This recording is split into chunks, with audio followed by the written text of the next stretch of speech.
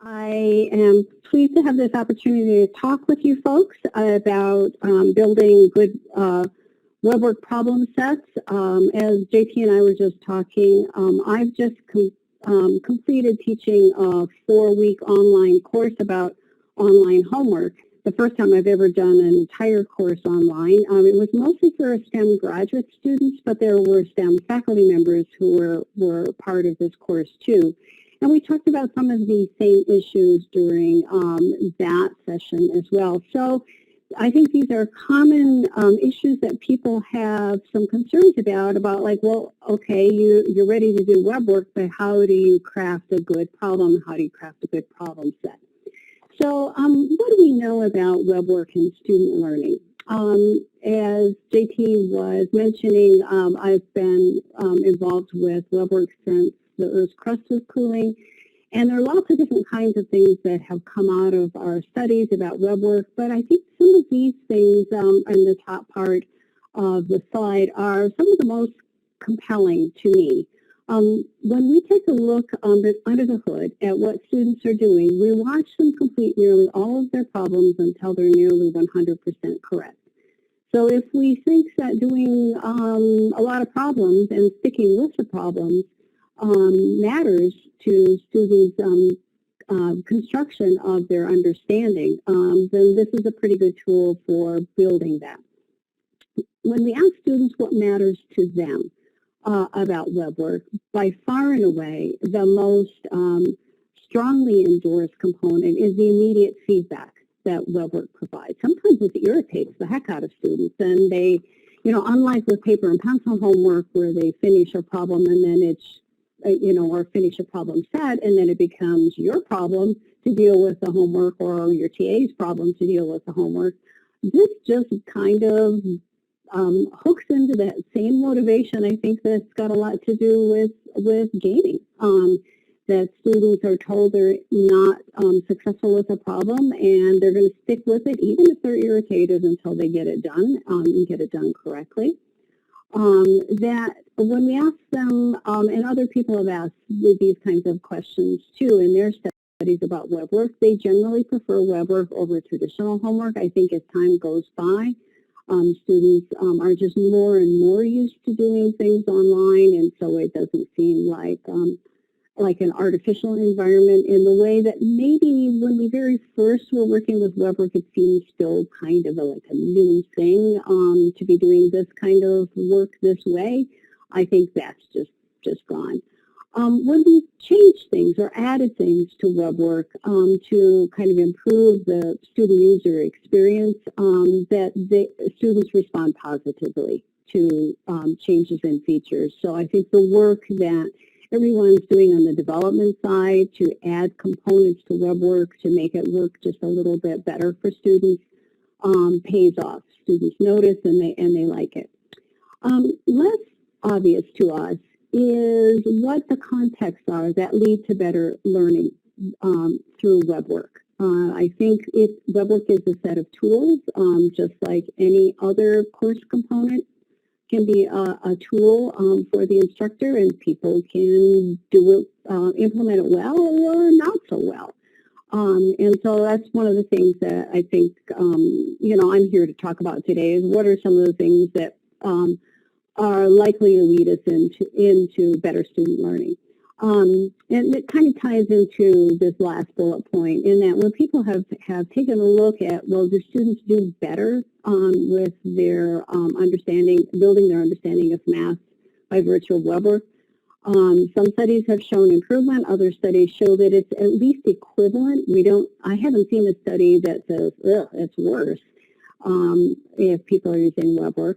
But I'd like to think about what would be some of the components in a problem set that boosts student understanding kind of more than just making it equivalent.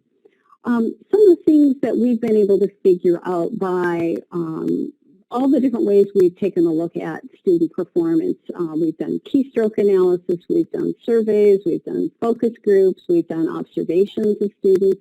These are some of the suggestions that kind of come out of that. One of the things that we like to see people, by people I mean students do, is write out the problems, not just, at least most of the time, for problems that aren't just kind of quick off the top of your head kind of warm-up problems. The actual writing out of problems helps students do better and gets them away from some of the guesstimating kinds of things that are, the not useful kind of guesstimating. It also helps people, I think, a little bit avoid leaping right into something like Wolfram Alpha and jumping into some kind of thing that seems like not entirely honest activity. As they're starting to work out their problem, it helps them get engaged with what the problem actually is asking them to do. We've seen before that students who keep a WeBWorK notebook, an actual paper notebook of the work that they have done, tend to do better. I think it's in part because they're engaged with the material, in part because this helps them then ask questions of their instructors and their TAs also, as they have some written record of the work that they've done. Built right within WeBWorK, with a lot of problems now, is support for visualizing the problems. Graphs that are either static or interactive, various kinds of drawings or schematics that help people who are trying to get a toehold on understanding what the problem is even asking to kind of see a way of manipulating this in their heads to some extent, or right there on screen if it's an interactive kind of graph. Students need a little bit of help in understanding the connection of the problem that they may be working with at a given moment to anything out there in the real world or to their other courses coming up the line. Once you're in a field for a really long time, these connections can start to seem pretty obvious, but they're not at all obvious to novices. And so to the extent that we can put in a little bit of information about that kind of thing, whether it's right within the WeBWorK problem set itself, or even things that are said in class or in recitation sessions about the connection of the problems that they're doing for that week to something out there in the real world, or sometimes pointers to upcoming courses and how this will help them. Students really like hints. They like to be pointed in directions that help them. And I think we need to kind of constantly build in these kinds of reminders to students about turn to the textbook, turn to office hours, turn to other websites, use the email the instructor button. One of the features that we've noticed when it's sort of the dark side of having students in an environment where they persist with problems until they get them correct, is that it becomes pedagogically really not useful if students are banging their head against the problem and trying 30 attempts. We like to find ways to help interrupt that. So after a certain number of attempts that they are directed to getting some help from some other sources, another person or something online or something in print. The last bullet point about musical learning channel is just a joke, although if any one of you here ever comes up with a way of bringing music or any of these other less commonly used learning channels into the use of WeBWorK, I think it would be terrific. There's just lots of research out there that says that if we use more than one channel in trying to understand something and to manipulate ideas as we're trying to construct some concepts and some problem-solving strategies for ourselves, the better off we are. Kind of the opposite of that, I think, is like when you look at the back of textbook problems, they tend to kind of be sort of very similar, one after the other, can maybe seem like a lot of good drill and practice. But for students, again, who aren't particularly inclined in whatever direction those back of the textbook problems are formatted as, it just kind of leaves people without a way to get started. And again, I think when people are left without a way to get started, then it kind of turns into this Wolfram Alpha thing again, where like I was talking to a student a couple of months ago, and he was telling me that, you know, if he can't get a toehold on a problem within a couple of attempts, he immediately turns to one of those kinds of solve it for you kinds of approaches, rather than turning to some other form of information or support, which I think then just undercuts the whole purpose of having online homework or homework of any kind, really. So in addition to good problems, students need whole sets of problems that guide them through an understanding of some concepts or a small group of concepts that are the purpose for having that problem set in the first place. Good problem sets, as I said, shouldn't be just a list of exercises that aren't kind of directed in some way with a plan in mind. A good problem set, you know, is a bit of kind of almost like a narrative, building understanding from the first problem through to the last. And I like to keep that sort of scaffolding idea in mind, although we like to throw students a challenge right at the beginning. If it's too much of a challenge right at the outset, one of the things that we've seen, again, and when we've taken a look at how students do with WeBWorK, is that some students will just shut down right from the beginning. So I like to have, at the very start of a problem set, like a couple true, false, or multiple choice questions, just to get everybody kind of answering something. And it was a way to kind of warm people up. As you see here, I think in the middle, it's often a good place to have somewhat more challenging but kind of well-formed problems. And by the end of the problem set, at least for certain kinds of topics, less well-formed problems can be appropriate. Again, I think sometimes where I've seen students kind of lose their sense of how to use WeBWorK well is when those last three bullet points are kind of not the structure of a problem set, where really challenging and less well-formed problems show up right at the very beginning. Students tell me that they literally just kind of don't know what to do and can sort of abandon the whole thing pretty easily. Doesn't mean that a multiple choice or true-false question is necessarily easy. If you think of a question stem like this, from the list below, select every item that has to be true, that's actually kind of a hard problem or a hard problem format. So it doesn't mean that I wouldn't necessarily start with this kind of problem, but I might put one towards the end of a problem set like this.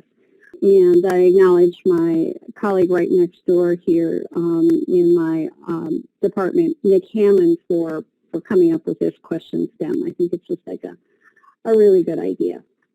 So when we ask students, what would you like different about the problems, the way that instructors are handling your problems? So I would love to hear what you think. Maybe they ask for more hints? That is the second most common student request. So that was a very good guess. I'll guess that they want to see parallel problems. Try another, see how the problem is solved, and then try it with a new set of numbers. That one shows up also, but it's not the most common request. That definitely is one people list, though. Lorraine says more attempts. So does Alice.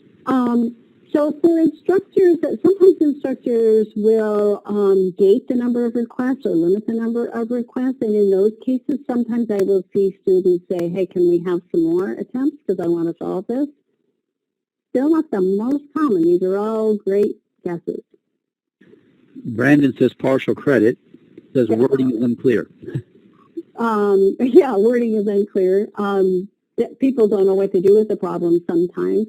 Partial credit definitely is something that people talk about because they're really used to that coming, particularly people who are incoming freshmen, used to getting a lot of partial credit in high school. Still not the most common one. I didn't know if wanting to know what was wrong with their answer. Yes, sometimes students will say, okay, I typed in something, I worked really hard at it, I hit submit, it says incorrect, I don't know, you know.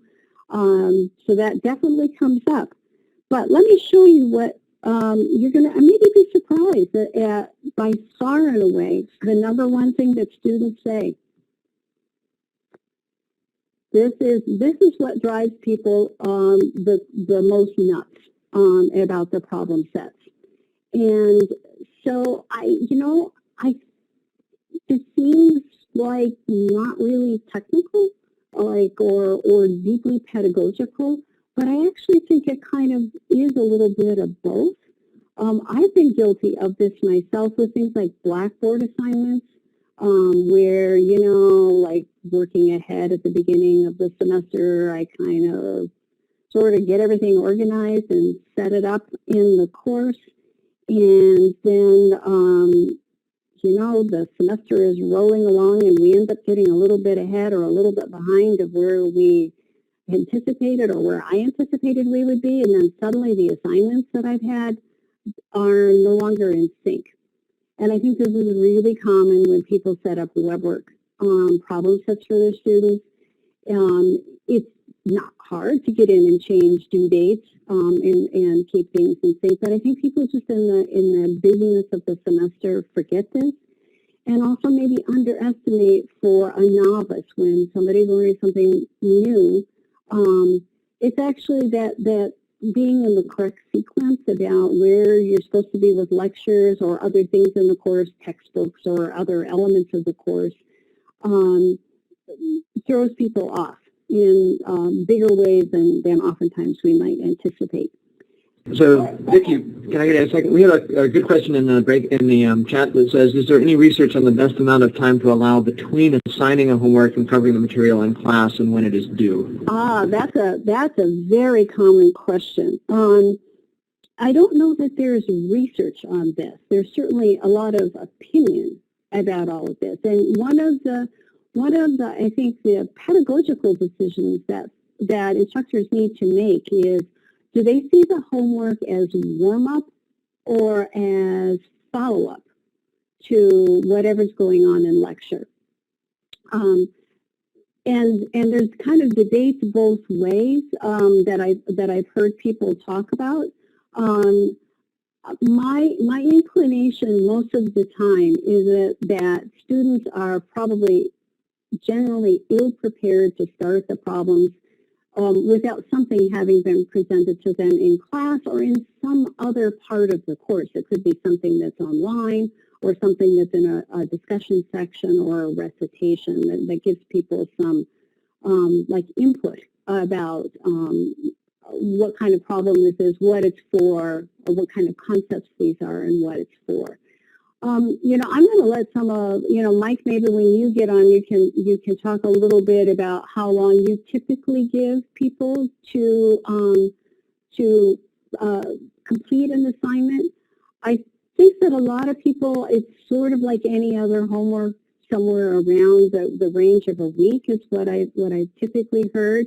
There's more drama over time of day or night about when the assignments are due. Sometimes when people set the assignments due like at 6 in the morning, students complain that somehow instructors are making them stay up all night.